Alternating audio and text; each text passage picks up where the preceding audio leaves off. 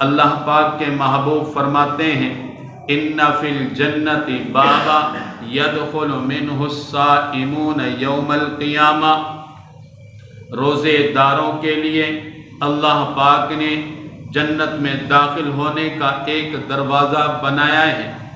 یدخل منہ الصائمون، ہر بندہ اس دروازے سے داخل نہیں ہوتا۔ کوئی بندہ اس دروازے میں داخل ہونے کی کوشش کرے گا، دربان اس کو روک دے گا، جناب یہ دروازہ آپ لوگوں کے لیے نہیں ہے۔ اس دروازے کو اتنا عالی شان انداز سے سجایا گیا ہے، اتنا خوبصورت اس دروازے کو بنایا ہے۔ محبوب ارشاد فرماتے ہیں یدخل منہ الصائمون یوم القیامت، اس دروازہ سے صرف اور صرف روزے دار داخل ہوں گے۔ اس دروازے سے کون داخل ہوں گے؟ روزے دار داخل ہوں گے۔ لا يدخل منہ احد غیرہم، روزے داروں کے علاوہ کوئی شخص بھی اس دروازے سے جنت میں نہیں داخل ہو سکتا۔ یقال این الصائمون، کہا جائے گا روزے دار کہاں ہیں؟ اللہ پاک کی طرف سے ندا ہوگی روزے دار کہاں ہیں؟ فیقومون، کھڑے ہو جائیں گے۔ یدخل منہ الصائمون، روزے دار اس دروازے سے جنت میں داخل ہوں گے۔ لا يدخل منہ احد غیرہم، کوئی اور شخص اس دروازہ سے، باب الریان سے کسی اور شخص کے لیے اجازت نہیں ہوگی اس دروازے سے داخل ہوں۔ فَإِذَا دَخَلُوا، جب وہ روزے دار اس دروازے سے جنت میں داخل ہو جائیں گے، اغلقا، دروازہ بند کر دیا جائے گا۔ لم يدخل منہ احد غیرہم، ان کے علاوہ کوئی اور شخص اس دروازے سے جنت میں داخل نہیں ہو سکتا۔ 3 دفعہ محبوب نے فرمایا، ہر جملے کے ساتھ کہا، ایک مرتبہ کہنا کافی تھا کہ کوئی اور شخص اس دروازے سے جنت میں داخل نہیں ہوگا۔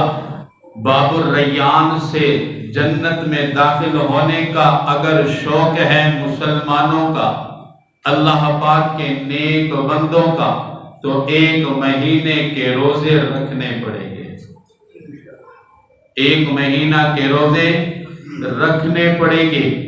جس شان شوکت سے آپ باب الریان کے دروازہ سے جنت میں داخل ہوں گے، اللہ سبحانہ و تعالیٰ کا یہ انعام دیکھیں گے، اس وقت بندہ حسرت کرے گا کہ اے اللہ، صرف 1 مہینہ کے روزہ فرض تھے، کاش کے پورے سال کے روزے فرض ہوتے۔